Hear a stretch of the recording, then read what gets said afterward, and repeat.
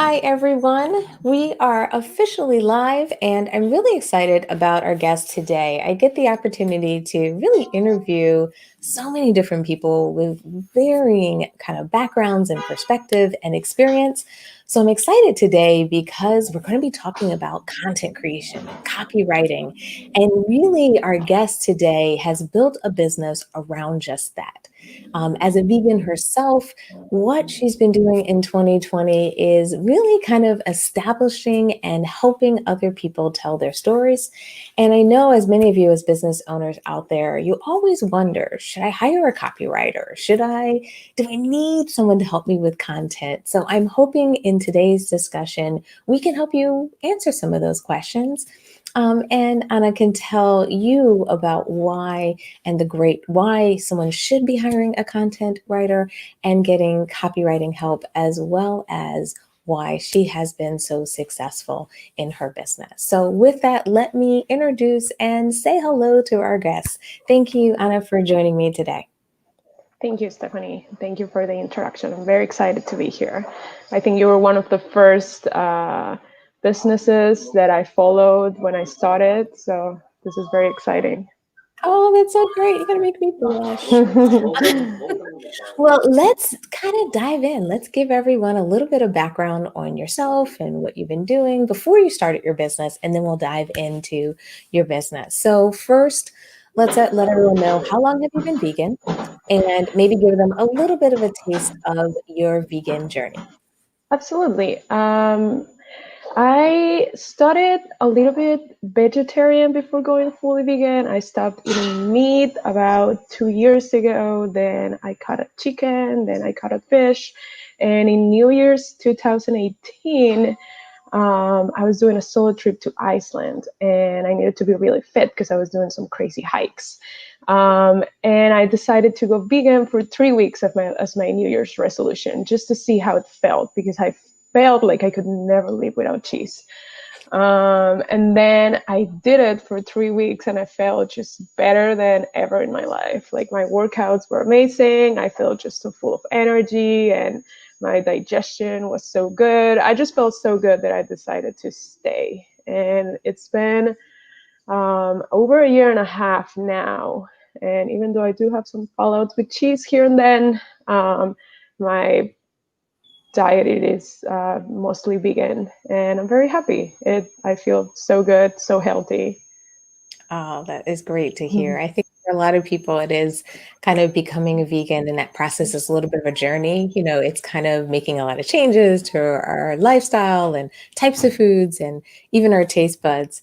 Yeah, But it, definitely. you know what I mean? A trip kind of inspired you to get started and you stayed there. So it's great to hear those stories. So let's give everyone a little background on your professional life, because what we love to do during these interviews is give everyone kind of insight into different types of businesses that individuals are running, creating, and how they're changing the world. So maybe let's talk about your background, your training, where you started before you started your business, just so everyone kind of knows a little bit more about you.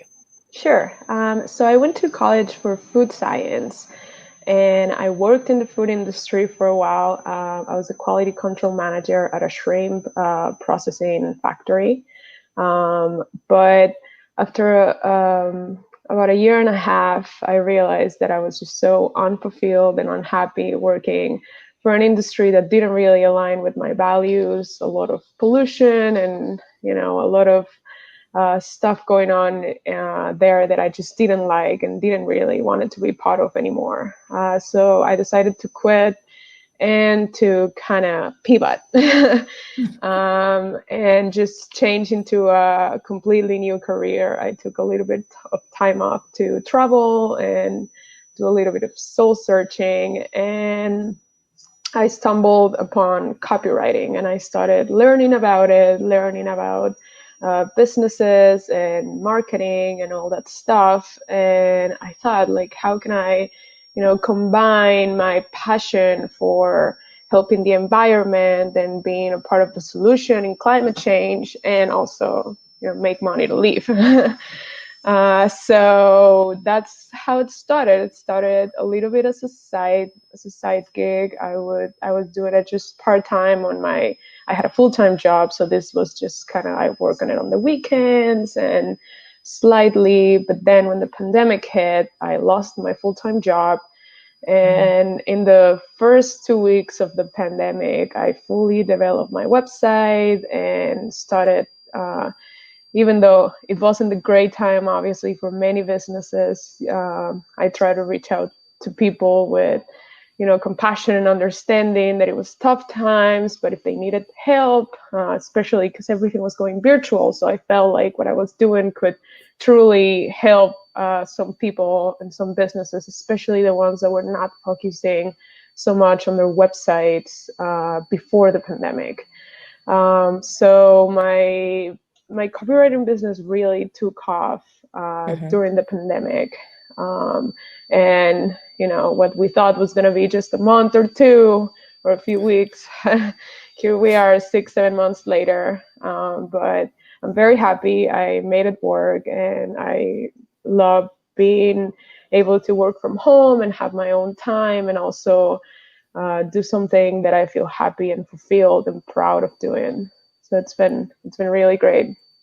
Oh, that is great to hear. I think that's one of the challenges with this year is a lot of people were forced to pivot. A lot of people were forced into something and they weren't sure how it was going to work out. Could you share, if you're willing to, kind of how it felt when you had to make that change and when you thought about, oh my goodness, could I do this full time?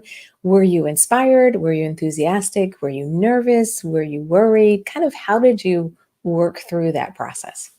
Well, there was definitely a little bit of everything. The first week of the pandemic, I remember just being in sweatpants all day and just kind of not really doing anything, thinking that things are gonna go back to normal soon, and I'm just gonna take this time off. And then the next week, I was like, all right, no, I need to change. I need to do this. I need to start doing more. I can't just be wasting my time in my apartment all day. I live in Brooklyn, so I was truly just locked in my apartment. So some days, I felt so great, so optimistic, did so much. Some other days, I was just in the sofa, like, I can't do this, is too hard. And then other days, just up and downs. But I think I've managed to have a little bit more ups than downs, and try to keep positive and understand that I'm not the only one going through this. Everybody, literally everyone in the entire world is going through kind of the same thing, where all this uncertainty and we don't know what's going on, and we don't know kind of what the future holds, which can be a scary feeling. But even though there was definitely some ups and downs, I try to make the best of it and stay as positive as I could to make it work.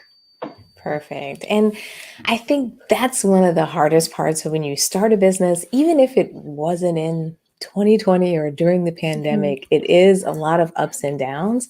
So I love it when we share these stories so people understand that, you have to sometimes push yourself, sometimes you have to, make that Absolutely. leap into your business. Now, one thing that I find a lot of people struggle with when they're starting their businesses is getting clients. Like they have a great idea, they have the website, they got all their social media accounts set up, but what they struggle with is how do I get clients?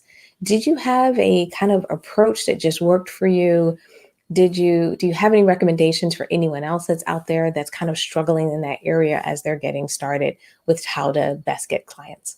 Yeah, absolutely. I think what worked a little best for me were two things. First, cold emailing. And when I say cold emailing, I didn't just send the same email to 50, hundreds of people and see who bite the bait. I kind of, took the time to went through their website, read what they were doing, see also if what they were doing truly aligned with what I was doing. I didn't just want to get clients to get clients. I wanted to work with people who was doing something positive, and I wanted to help them. So I tried to, in my emails, kind of show that and be I will spend quite some time, personalizing these emails and try to really look at what these people could improve in their businesses and how could I help them improve,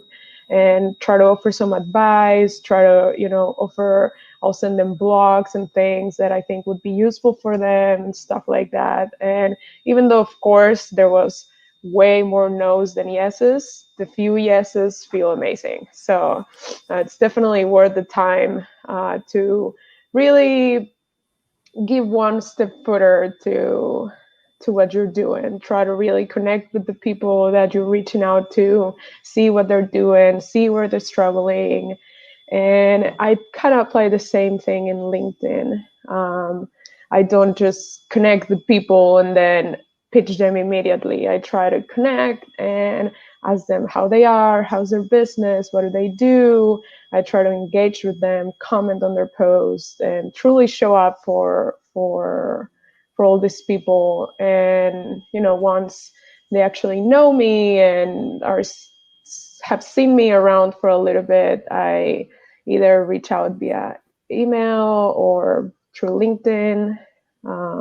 But yeah, that's what has worked for me. Try to just personalize and truly know the people who I'm reaching out to, and not just send the same email to hundreds of people and expect someone to get back to me. Yeah, I think that's the key, is how much you can personalize, and also knowing who your customer is, like knowing who you really want to help, and who you can help the best. Absolutely. So I think that's really key. So when you were kind of on this journey, when you started this process, I'm sure you had to spend a lot of time explaining to people why they needed a copywriter, like why they should make that leap. So maybe share for our audience, like what's maybe one of the myths or like misconceptions that people have around copywriting and content creation, that they think they can maybe just do it on their own, or have their niece or cousin get it done for them. Always, yeah. Yeah, I feel like a lot of people don't know what a copywriter is. I didn't even know what a copywriter was when I started. So it's definitely takes a little bit of educating people, because copywriters don't just write. Copywriters also write to sell. It's there's a saying that a copywriter is a salesman behind a keyboard. So a copywriter job is mostly trying to do persuasive writing to prompt the people who are reading to do something, whether it is buy something or subscribe to an email list or go to a LinkedIn page or click to this link or whatever it is. So to kind of go into it a little better, before I even start writing, I do market research and customer research, because if you're talking to everyone, you're not really talking to anyone. So I try to be very focused on what I write and who am I writing for. So I know the target market of my customers, and I try to write to these people specifically, with a clear call to action, with SEO optimization, and with just all the tools that will help you convert to sales.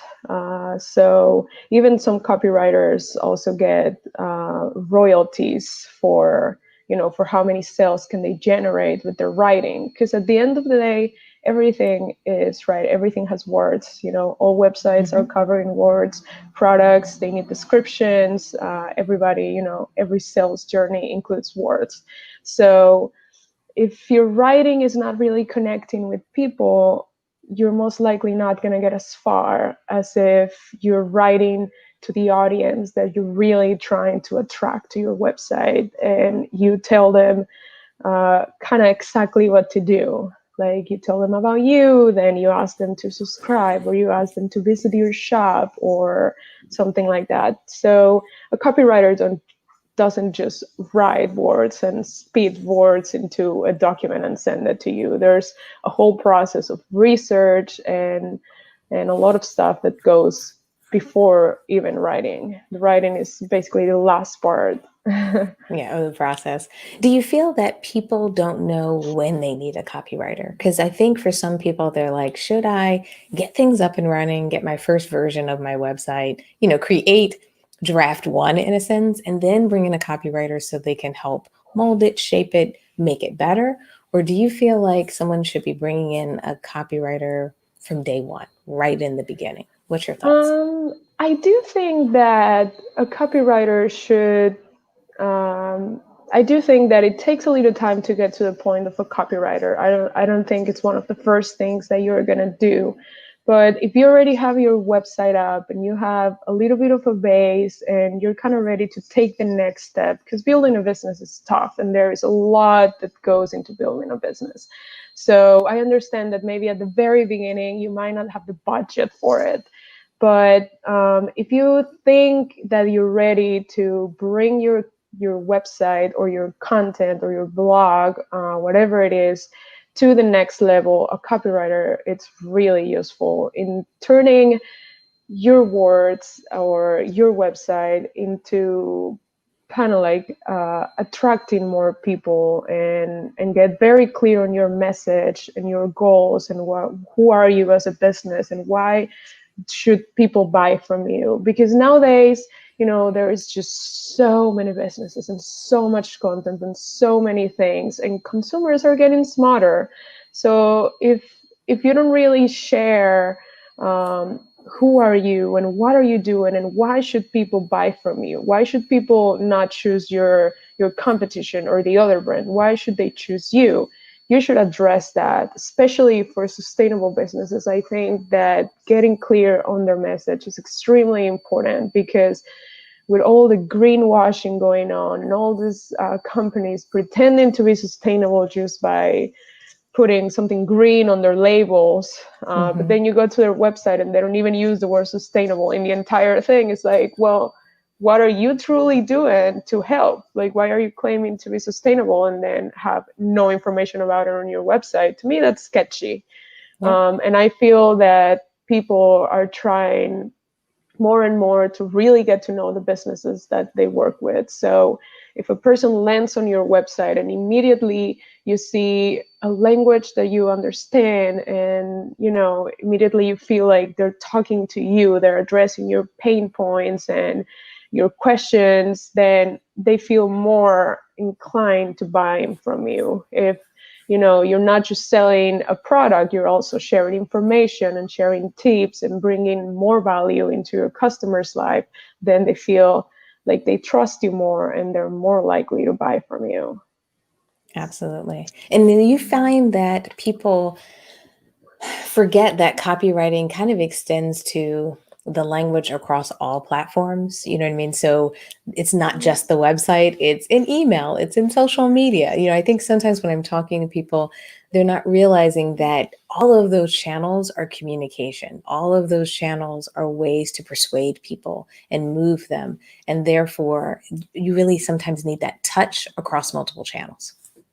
Yeah, absolutely. I think that having and this is one of the first things that I do with my clients, is help them understand their voice and tone and help them understand um, you know how they want to convey their message they're trying to get out there, and prompt them to use this language in all their social media and all their communication outlets, whether it's website, email, Instagram, LinkedIn, Facebook, whatever it is they use to get their message out there.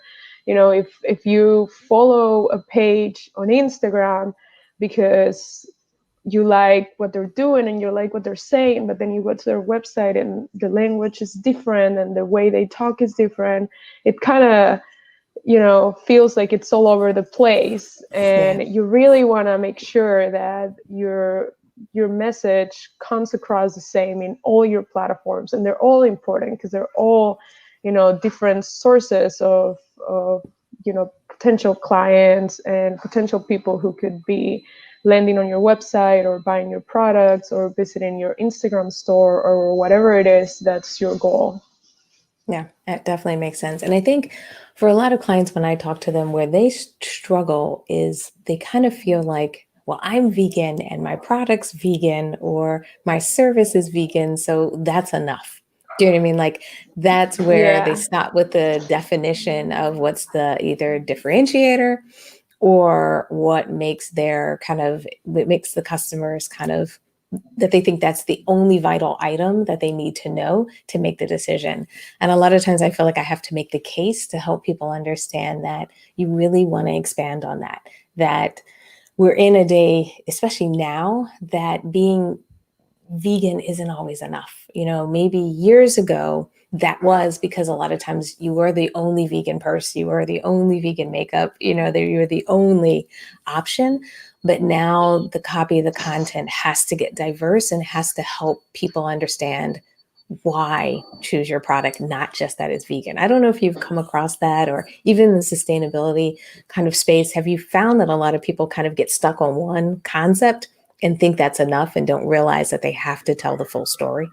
Yeah, I do think so. I've definitely have encountered websites that do that. Like, oh, my product is vegan. I'm like, but and even like sometimes people doesn't really understand what vegan means, because even if it's vegan, the product can be still highly processed or contain harmful chemicals, or vegan is just one part of kind of like the bigger picture, at least in terms of sustainability.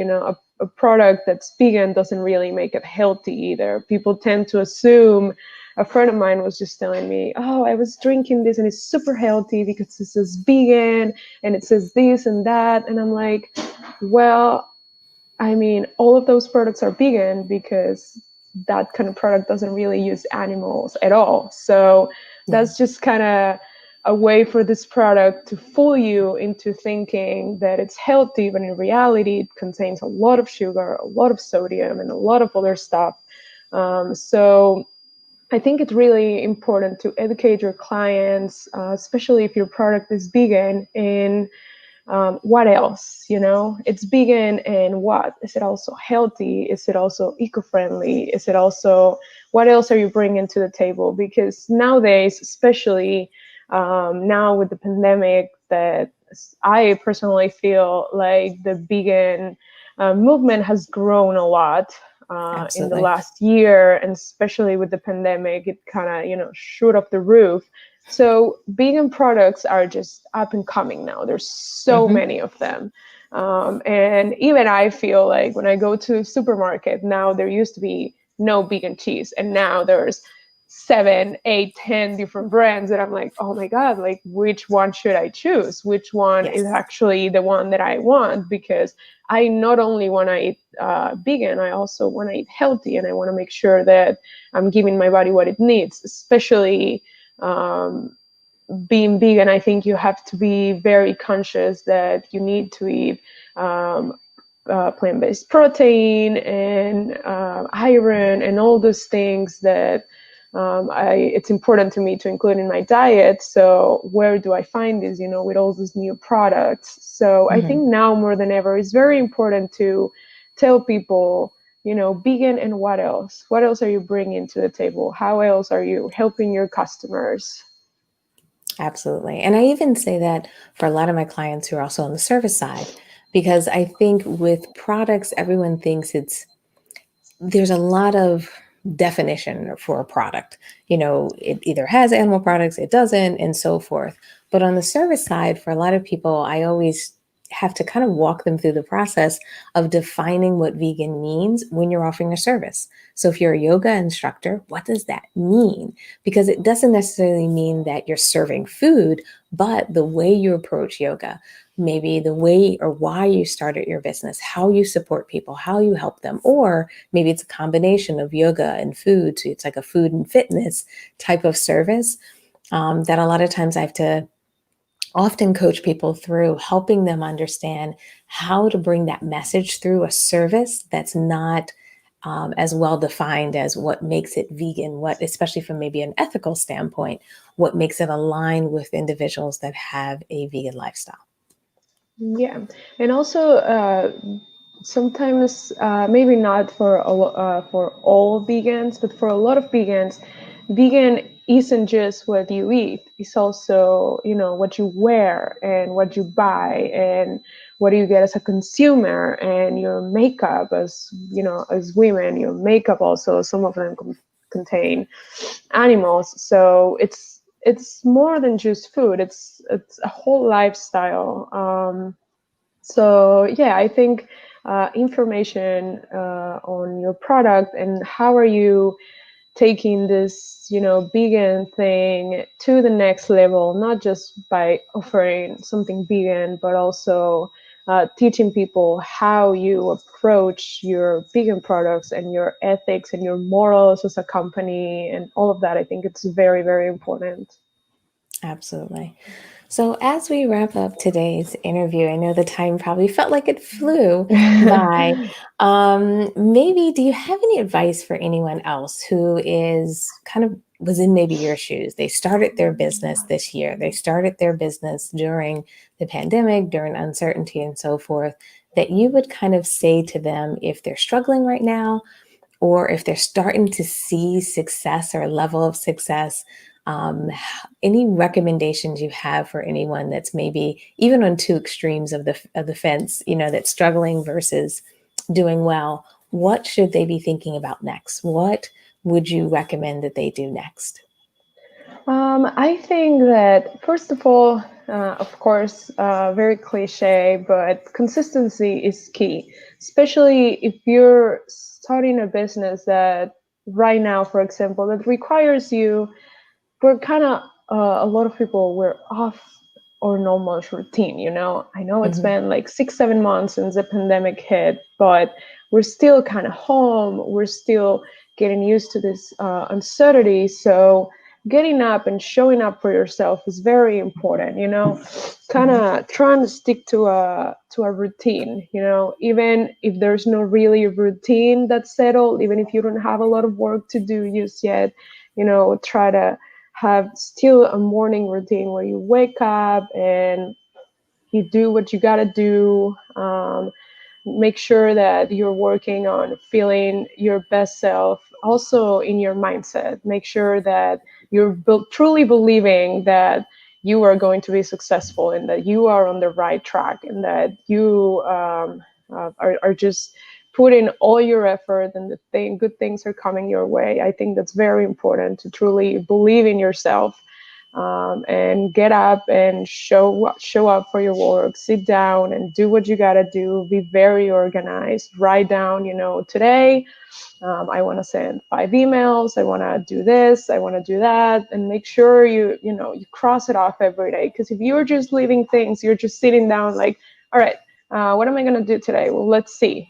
You kind of don't get anywhere, especially with so many distractions that we have nowadays. There's all the social media and Netflix and all these things that are just, especially if you have kids and husband or or you live with other people, or you have constant distractions. You gotta make sure Yep. you are organized and showing up for yourself and just keep pushing, because the only way to really be successful is to show up and do the work and Yep. And just be make it positive. happen. Yeah, make Yep. it happen. Exactly. Yep, absolutely. So if someone wants to get in touch with you, whether they're thinking about doing copywriting, they know they need help, and maybe this interview convinced them to, okay, let me make this happen. How can they get in touch with you, or how should they follow up with you?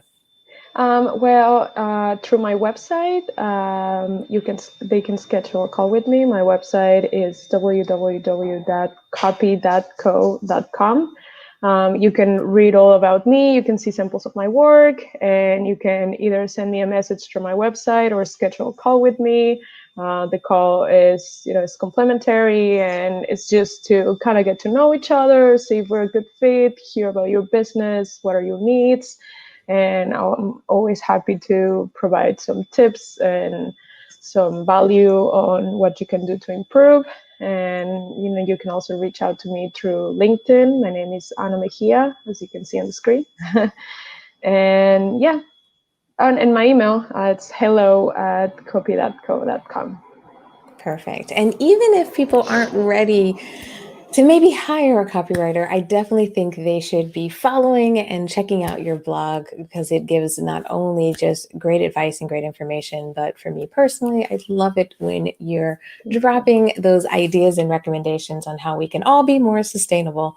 Thank you So so much. I just wanted to mention that to everyone out there, that it is a great blog to follow. So thank you so much, Thank Anna, you. for joining us today. I'm really glad we had a chance to chit chat and talk a little bit about copywriting and helping people find their voice. And I look forward to chit chatting with you hopefully in the future. Yes, thank you so much, Stephanie, for having me. This was great. Great. And thank you everyone who watched us live. We did have a hello pop in that I missed earlier. It's good to see you, beloved Dillard. I'm glad to see you again on a live session. And for anyone else that has any comments, any questions, please feel free to post them. Even if you're watching this as a replay, I will make sure I jump in there and respond to them. And we get your questions answered, as well as anyone who's listening to this as part of our podcast. So as always, thank you so much for joining us. I hope this session was enjoyable. We love the likes and the love in social media and in our podcast as well. And we look forward to seeing you on another interview soon. All right. Bye, everyone. Thank you.